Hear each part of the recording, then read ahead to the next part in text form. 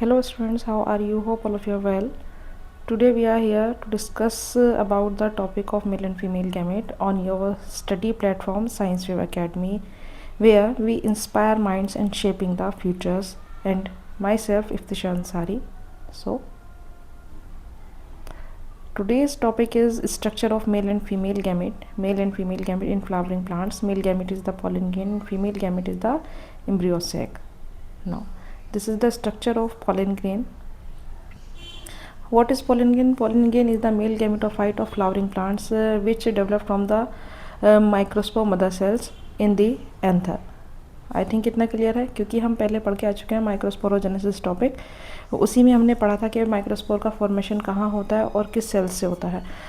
अब pollen grain is made up of two nucleus and two wall layers and germ pores also are present on the outer surface of the pollen grain. So here it is the definition. A pollen grain is a male gametophyte of flowering plants. It is a male gametophyte formed by a microspore, formed from a microspore. Microspore से बनता है, microspore mother cell से बनता है. It contain the male reproductive cell responsible for the fertilization. Pollen grain के अंदर ही male reproductive cell होती है जो कि फर्टिलाइजेशन में पार्टिसिपेट करेगी। अगर आप यहाँ इसका स्ट्रक्चर थोड़ा ध्यान से देखेंगे तो आपको नजर आएगा। So here it is the structure of flower. So it is the structure of pollen grain, and this is the exine. Exine is the outer layer of pollen grain, and this is the intine. Intine layer, inner layer of the pollen grain. Exine is made up of sporopollenin and intine is made up of cellulose plus pectin. So we can say pectocellulose से बनी होती है हमारी intine layer. And this is the vegetative nucleus, vegetative cell जिसे हम कह सकते हैं। इसी vegetative cell के अंदर vegetative nucleus होगा जो कि pollen tube के formation में रोल प्ले करेगा। And this is the generative cell. generative cell के अंदर generative nucleus होगा जो कि फर्टिलाइजेशन में पार्टिसिपेट करेगा और एम्ब्रियो का फॉर्मेशन करेगा। और वो स्पेस जहाँ पर एक्साइन वॉल लेयर हमारी थिन होती है या बहुत ही कम प्रेजेंट होती है, हम कह सकते हैं कि एब्सेंट होती है। अदरवाइज़ ये बहुत थिन लेयर यहाँ पर होती है जहाँ जिसे हम क्या कहते हैं, जर्म पोर कहते हैं। जर्म पोर वो स्पेस होता है जहाँ पर एक्साइन वॉल लेयर थिन होती है। सो आगे अगर हम डिस्कस करते हैं, so again this is the diagram.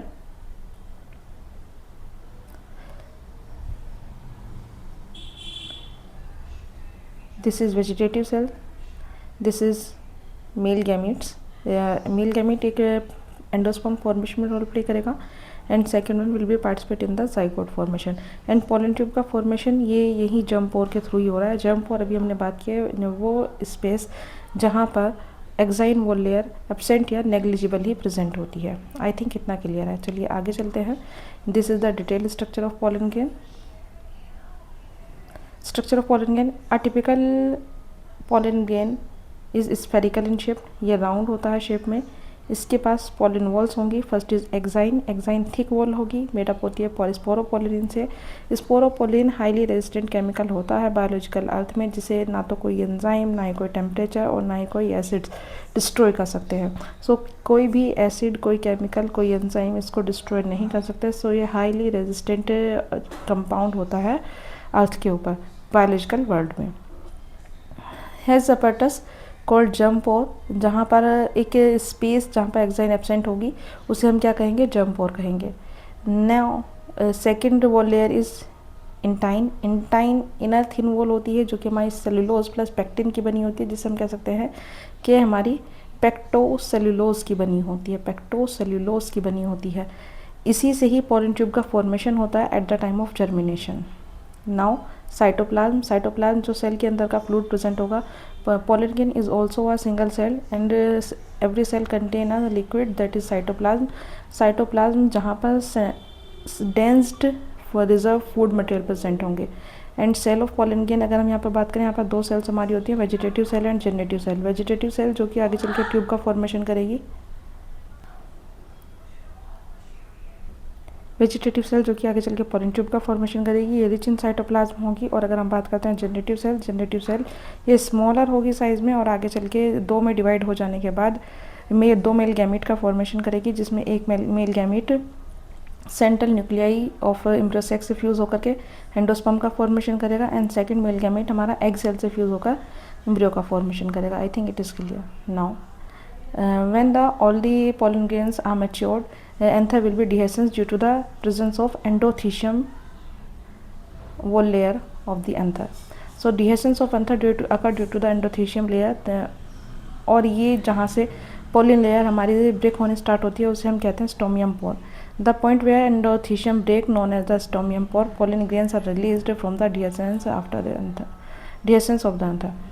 जब हमारी माइक्रोस्पोरोजेनेसिस हो जाती है पोलिन ग्रेन के अंदर, एम्ब्रियो सैक के अंदर, सॉरी हमारा जब माइक्रोस्पोरोजेनेसिस हो जाती है माइक्रोस्पोर मदर सेल से माइक्रोस्पोरेंजियम के अंदर, माइक्रोस्पोरेंजियम के अंदर हमारी माइक्रोस्पोर मदर सेल होती हैं जिनसे हमारी माइक्रोस्पोर का फॉर्मेशन होता है. जब कंप्लीट माइक्रोस्पोर बन जाते हैं तो उस टाइम पे एंडोथीशियम वो लेयर हाइग्रोस्कोपिक नेचर की होती है, हमने पढ़ा है, वाटर एब्जॉर्ब करने के बाद ब्रस्ट कर जाती है और ये जिस पॉइंट से टूटती है फटती है उसे हम स्टोमियम पोर कहते हैं. स्टोमियम पोर से एंडोथीशियम लेयर के फट जाने की वजह से यहाँ से बहुत सारे पोलन ग्रेन्स रिलीज हो जाते हैं एयर में.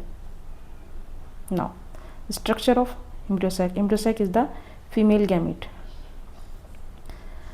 In most of the angiosperm, mature embryo sac is made up of 7 celled and 8 nucleus. 7 cell और 8 न्यूक्लियस का बना होता है मेच्योर एंजियोस्पर्मिक एम्ब्रियो सैक, जिसे हम मोनोस्पोरिक कहते हैं. मोनोस्पोरिक क्यों? क्योंकि इसमें सिंगल एग प्रेजेंट होता है. अगर हम यहाँ पर बात करें 7 सेल और 8 न्यूक्लियस का अरेंजमेंट कैसे होगा, तो सबसे पहले हम बात कर लेते हैं अरेंजमेंट ऑफ सेल. और every cell contain a nucleus. So 1 egg cell जो कि माइक्रोपाइलैंड पर प्रेजेंट होती है. स्ट्रक्चर ऑफ ओव्यूल हम पढ़ के आ चुके हैं. माइक्रोपाइलैंड उसी का ही था हमारा, anterior end micropylar end and posterior end the chalazal end. Egg apparatus बना होता है हमारा एक egg cell plus 2 synergid cell से. क्लियर? दिस वन ये रहा, this is the egg cell and this 2 are the synergid cells. Functions क्या है इनके? एग सेल फर्टिलाइजेशन के बाद में जाइगोट का फॉर्मेशन करेगी. सिनर्जिड सेल पोलन ट्यूब को कीमोटैक्टिक सिग्नल प्रोवाइड करेंगी जिसकी वजह से पोलन ट्यूब की एंट्री माइक्रोपाइलैंड से हो जाएगी.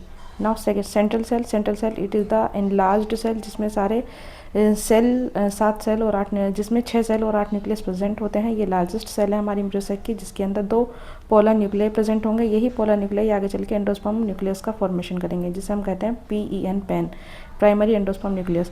एंड 3 सेल्स हमारी प्रेजेंट होती हैं एंटीपोडल सेल पे. एंटीपोडल सेल जिन्हें हम कहेंगे जो कि चैलेजल एंड पे प्रेजेंट होंगी.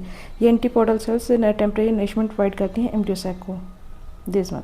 So here is the egg cell and these are the 2 synergid cell. 3 cells ये हो चुकी हैं हमारी and these 3 cells are the antipodal cell. Antipodal cell provide temporary nutrition to the embryo and these 2 are the these 2 are the central nuclei. Central nuclei after the fertilization convert into the primary endosperm nuclei. I think it is clear. ये slide आपकी वही सब show कर रही है जो कि मैंने अभी आपको यहाँ नोट्स में एक्सप्लेन किया है. 7-celled 8-nucleate embryo sac is the female gametophyte of angiosperm. It developed from the functional megaspore. Only one embryo sac का फॉर्मेशन होता है एक फंक्शनल मेगास्पोर से. और अगर हम माइक्रोस्पोरोजेनेसिस में बात करते हैं वहाँ एक माइक्रोस्पोर से 4 फंक्शनल पोलन ग्रेन का फॉर्मेशन होता है, माइक्रोस्पोर का फॉर्मेशन होता है. It is 7-celled and 8-nucleated. It is located inside the nucellus of the ovule. Egg apparatus में हमारी एक एग सेल और 2 सिनर्जिड सेल मिलेंगी, 2 सेंट्रल पोलर न्यूक्लियाई मिलेंगे एंड 3 एंटीपोडल सेल मिलेंगी. This is the egg apparatus, this is central nuclei and these are the antipodal cells. Here is the again diagram. Micropyland, this is the structure of ovule, this is the micropyland and this is the chalaza end. Chalaza end पे हमारी antipodal cell present होंगी. Micropyland पर हमारा egg apparatus present होगा और बीच में हमारे central nuclei present होंगे. Central nuclei primary endosperm nucleus में कन्वर्ट हो जाएंगे after the fertilisation and fertilisation के बाद में ये एंडोस्पर्म का फॉर्मेशन करेंगी जो कि जाइगोट से डेवलप्ड होने वाले एम्ब्रियो को न्यूट्रिशन प्रोवाइड करेगा. आई थिंक टॉपिक क्लियर है आपका. वीडियो अगर पसंद आई है तो इसको सब्सक्राइब कीजिएगा. लास्ट हमारा एक छोटा सा टॉपिक है that is the pollen kit. Pollen kit होता क्या है? पोलन ग्रेन के सरफेस के ऊपर ही एक हमारी स्टिकी लेयर प्रेजेंट होती है जिसे हम पोलन किट कहते हैं. ये स्टिकी का कोटिंग रोल प्ले करती है ताकि पोलिनेटिंग एजेंट्स के बॉडी पर बाइंड हो सके. Pollen kit is a sticky yellowish coating present on the outer surface of the pollen grain which attract the pollinating agents.